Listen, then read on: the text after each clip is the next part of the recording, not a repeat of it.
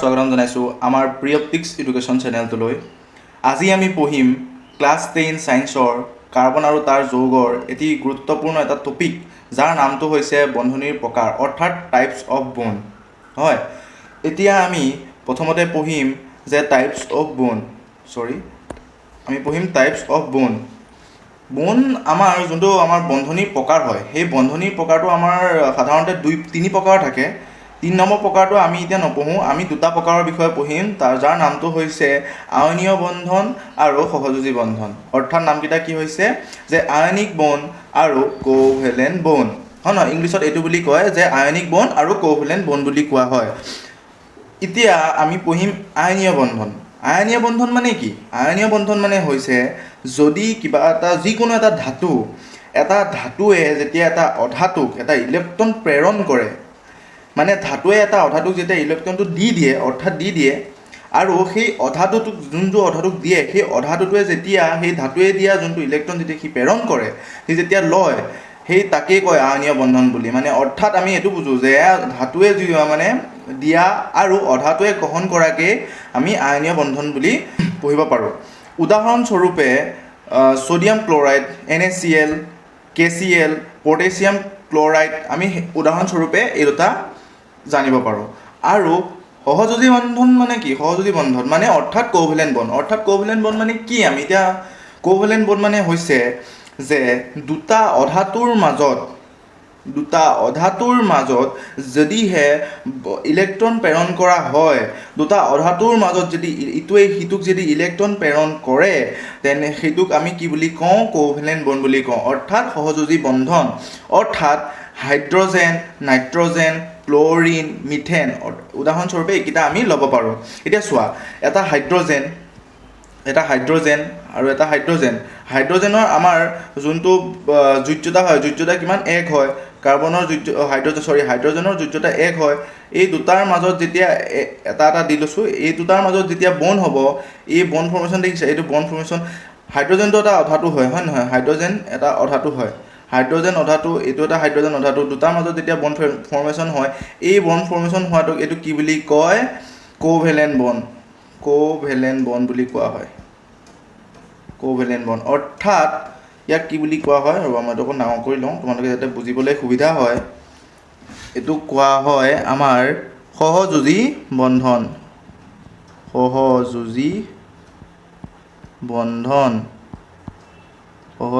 বন্ধন বুলি কোৱা হয়।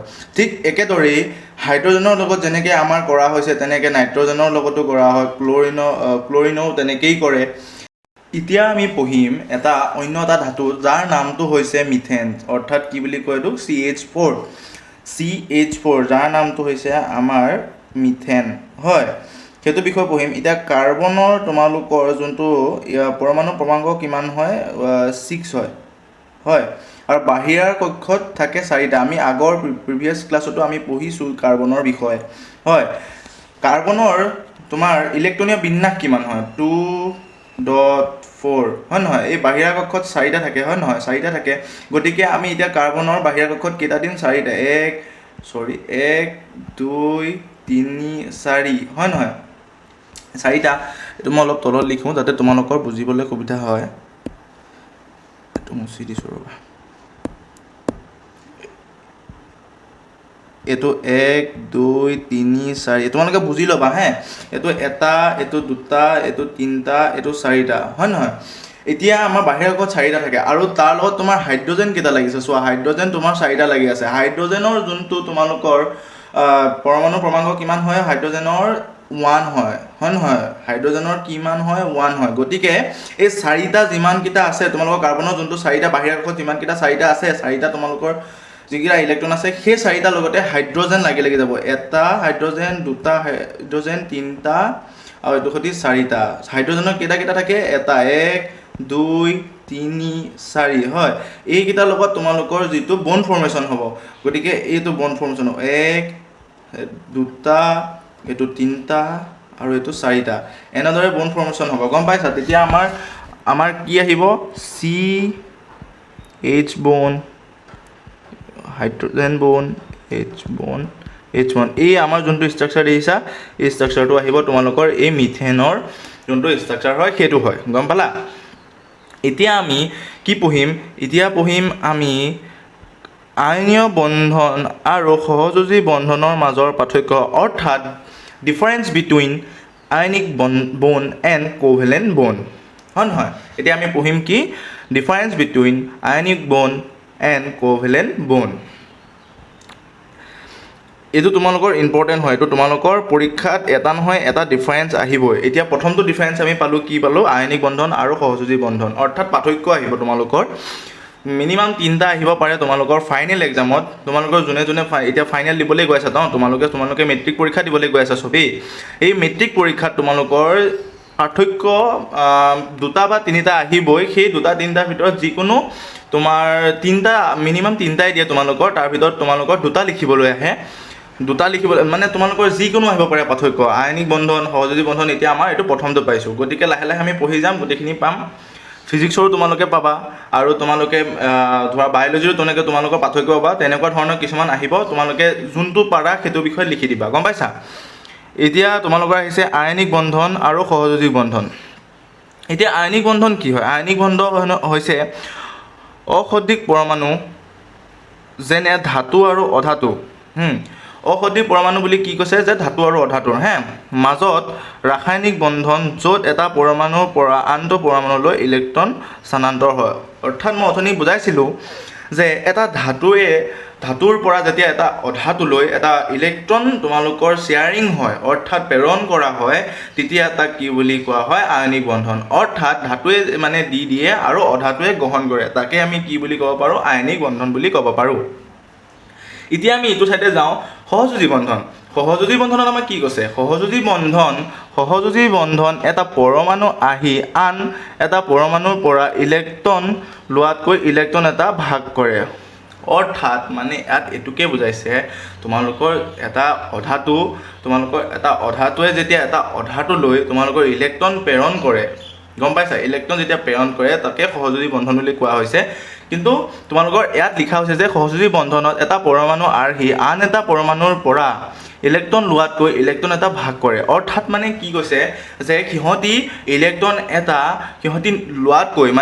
নিজে লোৱাতকৈ আন এটাক প্ৰেৰণ কৰি দিয়ে অৰ্থাৎ মানে চোৱা সিহঁতৰ যিটো বাহিৰা কক্ষত তোমালোকৰ ইলেক্ট্ৰন থাকে মানে তোমাৰ খুব কম থাকে এতিয়া হাইড্ৰজেন এটা থাকে হয় নহয় হাইড্ৰজেনত এটা থাকে গতিকে সি লোৱাতকৈ সি দিয়াটোহে মানে তোমালোকৰ ভাগ কৰাটোহে তাৰ মানে বেছি গুৰুত্বপূৰ্ণ অৰ্থাৎ সি নলয় সি দি দিয়ে হাইড্ৰজেনে তাৰ যিটো ইলেক্ট্ৰন আছে এটা ইলেক্ট্ৰন আছে সেই ইলেক্ট্ৰনটো সি দি দিয়ে সি মানে নিজে নলয় সেইটোকে বুজাইছে ইয়াত যে সহযোজী বন্ধন এটা পৰমাণু আৰু আন এটা পৰমাণুৰ পৰা ইলেক্ট্ৰন লোৱাতকৈ ইলেক্ট্ৰন এটা ভাগ কৰে হৈছে আৰু 2 নম্বৰটো আমাক দিছে ধাতু আৰু অধাতুৰ মাজত আয়নিক বন্ধন গঠন হয় আৰু দুটা অধাতুৰ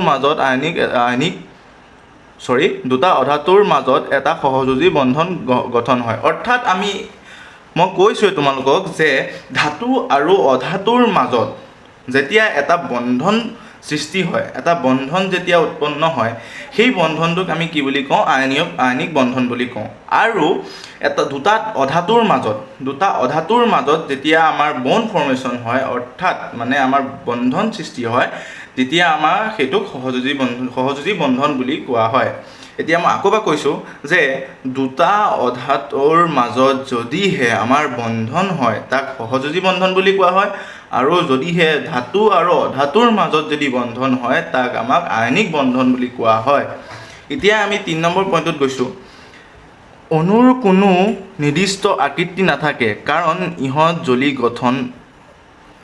জালি গঠন থাকে অণুৰ এটা নিৰ্দিষ্ট আকৃতি থাকে মানে ইয়াত এইটোৱে বুজাইছে যে তোমালোকৰ সহযোজী বন্ধনত মানে তোমালোকৰ এটা আকৃতি থাকে সহযোজী বন্ধনৰ এটা অণুৰ মাজত আকৃতি থাকে কাৰণ ইহঁতি জালি গঠন কৰে সেইটো আমি কেনেধৰণে জালি গঠন কৰে বা কেনেধৰণে তোমালোকৰ আকৃতি হয় সেইটো আমি নেক্সট ক্লাছত পঢ়িম এতিয়া বৰ্তমানলৈকে তোমালোকে এইটোৱে বুজি থোৱা যে এটা অণুৰ কোনো নিৰ্দিষ্ট আকৃতি নাথাকে মানে অৰ্থাৎ আয়নিক বন্ধনত তোমালোকৰ অণুৰ কোনো নিৰ্দিষ্ট আকৃতি নাথাকে কাৰণ ইহঁতি জালি গঠন কৰে হৈছে আৰু জালি গঠন হৈ থাকে, মানে জালি গঠন কৰা আৰু জালি গঠন থাকে সেই একেটাই বুজাইছে যে তোমাৰ অণু কোনো নিৰ্দিষ্ট আকৃতি নাথাকে কাৰণ ইহঁতৰ জালি গঠন থাকে। আৰু আনহাতে তোমালোকৰ সহযোজী বন্ধনত অণুৰ এটা নিৰ্দিষ্ট আকৃতি থাকে, মানে তোমালোকৰ সহযোজী বন্ধনত অণু যিকোনো এতিয়া দুটা অণুৰ মাজত বা এটা অণুৰ মাজত নিৰ্দিষ্ট আকৃতি থাকে, মানে তোমালোকৰ এটা যোনটো অণু থাকে ন তাত তোমালোকৰ নিৰ্দিষ্ট প্ৰকাৰৰ নিৰ্দিষ্ট ধৰণৰ তোমালোকৰ আকৃতি দেখা পাব পাৰি। এতিয়া আমি 4 নম্বৰ পইণ্টলৈ গৈছোঁ। বিদ্যুৎ আৰু তাপ পৰিবাহিতা অধিক। অ'কে, বিদ্যুৎ আৰু তাপ পৰিবাহিতা অধিক। আৰু আনহাতে পিনে দিয়া আছে যে ইয়াত কোনো বৈদ্যুতিক পৰিবাহিতা নাই কিন্তু কোনো আহিত কণিকাৰ সৃষ্টি নহয়। মানে ইয়াত বুজাইছে যে তোমালোকৰ বিদ্যুৎ আৰু তাপ যোনটো আমাৰ আয়নিক বন্ধন হয় সেইটো বিদ্যুৎ আৰু তাপৰ পৰিবাহিতা অধিক হয়, গম পাইছা। আৰু আনহাতে আমাৰ সহযোজী বন্ধনত কোনো বৈদ্যুতিক পৰিবাহিত নাথাকে কিন্তু কোনো আহিত কণিকাৰ সৃষ্টিও নহয়। মানে তোমাৰ তাত বৈদ্যুতিক পৰিবাহিতা নহয় কিন্তু তথাপিও তাত কোনো ধৰণৰ আহিত কণিকাৰ সৃষ্টি নহয়। আমি এতিয়া নেক্সট পইণ্টলৈ গৈছোঁ। সাধাৰণতে গলনাংক বেছি, ইহঁতৰ গলনাংক কম। মানে ইয়াৰ মানে তোমালোকৰ যোনটো আমাৰ আয়নীয় বন্ধন হয়, আয়নীয় বন্ধনৰ সাধাৰণতে গলনাংক বেছি হয়, মানে তোমালোকৰ যোনটো গলনাংক হয় আয়নীয় বন্ধনত সেইটো গলনাংক বেছি হয়। আৰু এইপিনে তোমাৰ দিয়া আছে সহযোজী বন্ধন। সহযোজী বন্ধনত তোমাৰ যোনটো গলনাংক হয় সেই গলনাংকটো তোমালোকৰ কম থাকে, অৰ্থাৎ মানে আয়নীয় বন্ধনৰ যোনটো গলনাংক হয় তাত বহুত পৰিমাণে কম থাকে বা কমেই থাকে, মানে নাথাকে তেনেকুৱা ধৰণৰ থাকে। আৰু আয়নীয় বন্ধনত তোমালোকৰ গলনাংক বেছি থাকে। এতিয়া আমি যাম 6 নম্বৰ পইণ্টলৈ। এইটো সাধাৰণতে হৈ আছে, তোমালোকে এইটো সাধাৰণতে লিখি ল'বা, সাধাৰণতে। অ'কে, সাধাৰণতে বুলি লিখি ল'বা। সাধাৰণতে পানীত ইহঁত অতি দ্ৰৱীভূত, মানে দ্ৰৱণীয়। এইবোৰ পানীত কম দ্ৰৱীভূত হয়, অৰ্থাৎ মানে ইয়াত এইটোৱে বুজাইছে যোনবিলাক আমাৰ আয়নীয় বন্ধন আছে, অৰ্থাৎ ছ'ডিয়াম ক্লৰাইড, পটাছিয়াম ক্লৰাইড এইবিলাক যিমানবিলাক আছে সেইবিলাক আমাৰ পানীত বহুত পৰিমাণে দ্ৰৱণীয় হৈ থাকে, অৰ্থাৎ দ্ৰৱীভূত হৈ থাকে। আৰু আনহাতে যিবিলাক আমাৰ সহযোজী বন্ধন আছে, মানে অৰ্থাৎ হাইড্ৰজেন, নাইট্ৰজেন, তোমালোকৰ মিথেন আছে, তেনেধৰণে ক্লৰাইড আছে, গম পাইছা নাই? ক্লৰাইড নহয়, অৰ্থাৎ ক্লৰিন হয়। ৰ'বা মই চাই দিছোঁ, মই অলপমান পাহৰিছোঁ। তোমালোকৰ এইটো ক্লৰিন হয়, ঠিকেই কৈছোঁ, ক্লৰিন হয়। সেইটো ক্লৰিনটো তোমালোকৰ পানীত মানে অৰ্থাৎ সেই গোটেইখিনি হাইড্ৰজেন, নাইট্ৰজেন, ক্লৰিন, মিথেন এই গোটেইখিনি তোমালোকৰ মানে আৰু বহুত আছে, সেইবিলাক আমাৰ পানীৰ লগত কম দ্ৰৱীভূত হয়, মানে অতি কম পৰিমাণে, মানে নহয়েই তেনেকুৱা ধৰণে হয়। তথাপিও মানে ইয়াত দিয়া আছে যে কম পৰিমাণে দ্ৰৱীভূত হয় মানে, গম পাইছা। আৰু 7 নম্বৰটো আমাৰ দিয়া আছে যে সাধাৰণতে কোঠাৰ উষ্ণতাত কঠিন, গম পাইছা। আৰু ইয়াত দিয়া আছে যে এইবোৰ কঠিন, তৰল বা গেছৰ ৰূপত থাকে। মানে ইয়াত দিয়া আছে যে আমাৰ যিবিলাক মানে ধৰা তোমালোকৰ মানে আয়নীয় যোনবিলাক বন্ধন আছে, সেই যিমানবিলাক আছে সেইবিলাক আমাৰ কোঠাৰ উষ্ণতাত অতি কঠিন হয়। অ'কে, আমাৰ সাধাৰণতে কোঠাৰ উষ্ণতাত অতি কঠিন হয়। আনহাতে ইয়াত দিয়া আছে যে সহযোজী বন্ধন এইবোৰ কঠিন হয়, তৰল হয় বা গেছৰ ৰূপতো থাকে, মানে এইবোৰ বহুত কঠিনো হ'ব পাৰে বা তৰলো হ'ব পাৰে আৰু কেতিয়াবা আমাৰ গেছৰ ৰূপতো দেখা পাব পাৰি, গম পাইছা। এতিয়া তোমালোকৰ যদিহে পাৰ্থক্য আহে বা পাৰ্থক্য তোমালোকৰ যদি লিখিব আহে, এইটো তোমালোকৰ বহুত ইম্পৰ্টেণ্ট হয়। এইটো বহুতবাৰ আহিছে বা প্ৰিভিয়াছ ইয়েৰতো বা বহুতবাৰেই আহিছে তোমালোকৰ।